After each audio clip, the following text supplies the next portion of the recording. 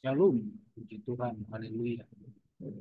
Apa arti kata mati? Dalam video sebelumnya saya sudah bicara tentang arti kata mati yang pertama, yaitu mati secara fisik. Kali ini ada arti kedua dari mati di Alkitab.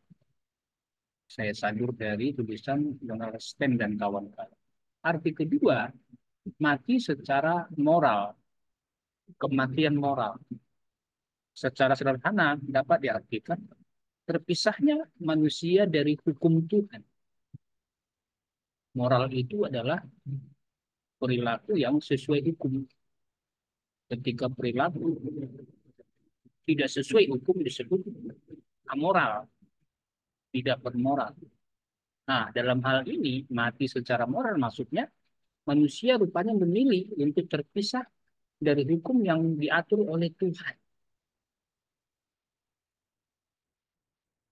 Dari Kejadian pasal 2 ayat 17. Tuhan Allah sudah mengingatkan Adam bahwa apabila ia makan buah yang terlarang itu, buah pengetahuan baik dan jahat.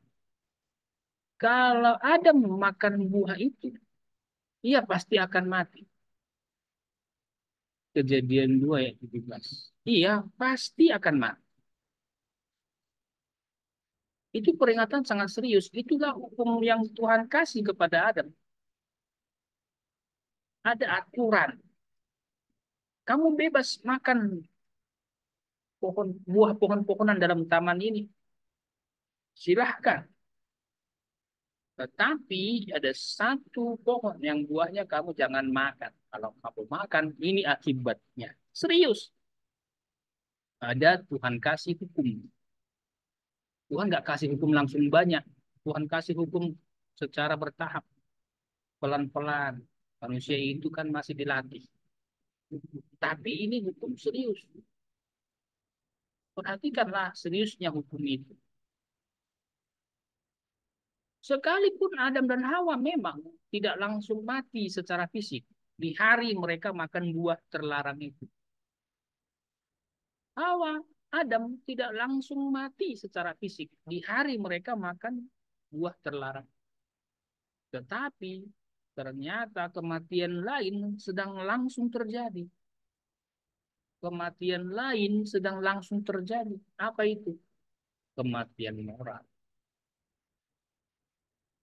Mereka menjadi bertabiat dosa. Yang sebelumnya tabiatnya kudus berubah menjadi tabiat dosa. Yang sebelumnya terikat dengan hukum Tuhan sekarang terpisah dari hukum Tuhan. Mati secara moral. Mereka mulai malu. Di mana? Di mana kamu? Di mana engkau? Kata Tuhan. Ketika kami mendengar langkah kakimu Tuhan, engkau hadir di sini. Kami sembunyi. Malu karena ketelanjangan. Kenapa begitu? Padahal sebelumnya tidak. Kejadian pasal 2 ayat 25. Manusia itu Adam dan Hawa, keduanya telanjang tetapi tidak merasa malu. Tanpa dosa. Terikat dengan hukum Tuhan. Tanpa dosa, tidak malu.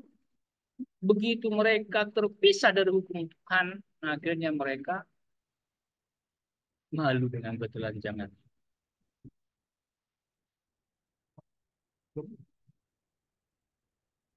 Jadi sejak Adam dan Hawa, kalau kita baca lagi perjanjian baru, semua orang dilahirkan dengan tabiat berdosa.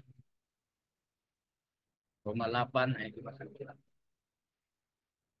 Satu keinginan bawaan untuk mementingkan diri sendiri tanpa memiliki Tuhan Allah, bahkan orang lain. Kita manusia adalah manusia yang secara moral sudah terpisah dari Tuhan, mati. Dimulai dari Adam dan Hawa yang mati secara moral ketika mereka berdosa. Itulah yang sekarang terjadi kepada saya sebagai makhluk keturunan Adam dan Hawa. Saya pun punya keinginan bawaan untuk selalu mementingkan diri saya sendiri, tak peduli Tuhan apalagi tak peduli juga orang lain. Sebelumnya mereka hidup menuruti aturan Tuhan Allah. Kejadian 1:9, semua buah pohon dalam taman ini boleh kau makan dengan bebas. Kemudian dilanjutkan lagi hukum berikutnya pasal 2, 16, 17. Boleh kau makan dengan bebas semua buah kecuali yang di tengah buah pengetahuan baik dan jahat. Sampai kemudian mereka melanggarnya pasal 36. Sekarang mereka maunya buat hukum sendiri. Mereka mau makan aja. Jangan diatur sama Tuhan dong apa yang mau saya makan. Mereka makan aja. Cara moral manusia telah terpisah dari hukum Tuhan dan memilih untuk membuat hukum sendiri. Perhatikanlah sekarang arti mati secara moral sebenarnya bisa kita perhatikan dari sebelum dan sesudah mereka mati. Awalnya mereka tunduk pada aturan Tuhan Allah. Awalnya mereka telanjang, tapi tidak merasa malu. Ini yang mereka masih hidup secara moral. Ketika mereka sudah mati secara moral, yang tadinya tunduk, akhirnya sekarang buat aturan sendiri. Pasal 3, 6, sampai 7. Yang tadinya telanjang tak merasa malu, sekarang karena sudah mati secara moral, mereka sudah mati. Jadi itulah arti mati yang kedua. Manusia terpisah dari hukum Tuhan. Kiranya jadi